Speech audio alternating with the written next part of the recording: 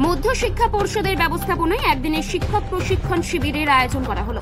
শনিবার দুপুরে শিলিগুড়ি দীনবন্ধু মঞ্চে এই অনুষ্ঠান করা হয়। এদিন এই অনুষ্ঠানে উপস্থিত ছিলেন পশ্চিমবঙ্গ রাজ্য শিক্ষামন্ত্রী Bratya Basu, principal secretary IAS department of school education government of west বেঙ্গলের বিনোদ কুমার, এছাড়াও দার্জিলিং এর জেলা শাসক প্রীতি গোয়েল সহ পশ্চিমবঙ্গ মধ্য শিক্ষা পর্ষদের সভাপতি রামানুজ গঙ্গোপাধ্যায় সহ অন্যান্যরা। মূলত এদিনের ওই অনুষ্ঠানে বাংলা মিডিয়ামের শিক্ষক শিক্ষিকাদের ছাত্রছাত্রীদের প্রতি ব্যবহার সহনশীলতা এবং সংবেদনশীল করে তোলার লক্ষ্যে এই কর্মশালায় বিশেষ আলোচনা হয়।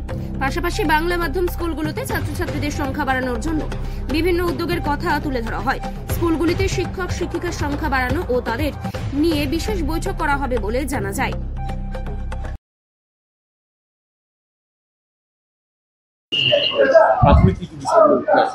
এখানে আমরা 4টি জোনেই আমাদের পশ্চিমবঙ্গ মধ্যশিক্ষা পর্ষদ শিক্ষকদের ট্রেনিং এর জন্য বিশেষভাবে একটা উদ্যোগ নিয়েছে, যেটা মাননীয় মুখ্যমন্ত্রীর নির্দেশে হচ্ছে। আমরা এটা বিশেষভাবে গোটা উত্তরবঙ্গ জুড়ে আজকে এই অনুষ্ঠানের শুভ সূচনা হলো।